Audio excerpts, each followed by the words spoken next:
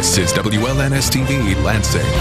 Now, from your news leader, this is 6 News at 6. This is an issue now between law enforcement and Hallmark and Garner Environmental Services. There is no direct relationship between Enbridge and Hallmark. Well, Enbridge officials say the company is not responsible for the arrests of dozens of suspected undocumented workers linked to the recent Michigan oil spill. 42 suspected illegal immigrants were arrested yesterday in Texas. A report claims the workers were hired by a subcontractor of Enbridge. That's the company responsible for the oil spill in Marshall. Jessica Mackey's been following this story for us. She spoke with Enbridge officials today, and she joins us now live in the news center with the very latest.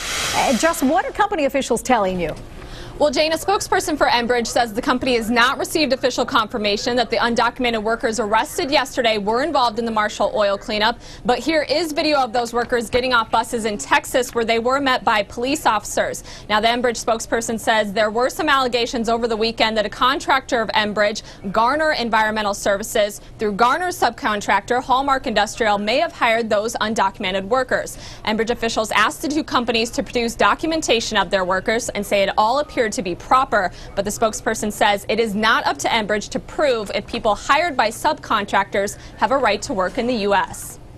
These are workers engaged by Hallmark, which is another entity, another company, and so that responsibility of confirming their eligibility to work in the U.S. resides with Hallmark. That does not reside with Enbridge.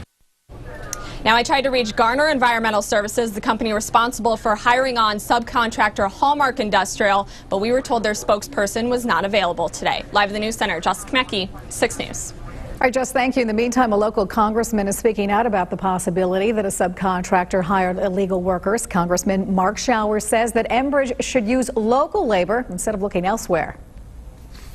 The unemployment rate for folks in these construction trades is over 25%. And, these folks are trying to make ends meet. And, this is an opportunity. It's a very unfortunate one for them to feed their families. And they have, been passed over. However, Enbridge officials say they have about 500 people from Michigan working on the river cleanup, which makes up about a third of the workforce. Well, this issue is not just upsetting to lawmakers. Many of our viewers are voicing their concerns on our Facebook page, and Stephanie Parkinson joins us now live in the studio with their comments. Stephanie? Well, Jane, we asked our viewers if the situation with Enbridge should be reason to push for stricter immigration laws, or if Michigan needs to simply focus on enforcing the laws they already have in place. Bradley Bancroft writes, I think it is wrong and they should be sent back, but they are hard workers and don't ask for much, which helps small business. Joy Gleason says the fact they are people that are already identified as illegal lets us know that we need to start by enforcing laws that are already in place. Joe Sweeter also says you can make all the laws you want, but if you don't enforce them, then they are no good. And Constance Anderson places blame on the companies. It's the employer's fault. Hold them accountable. To weigh in on our Facebook question of the day or for the latest news and information, be sure to log on to our website, WLNS.com. Jane?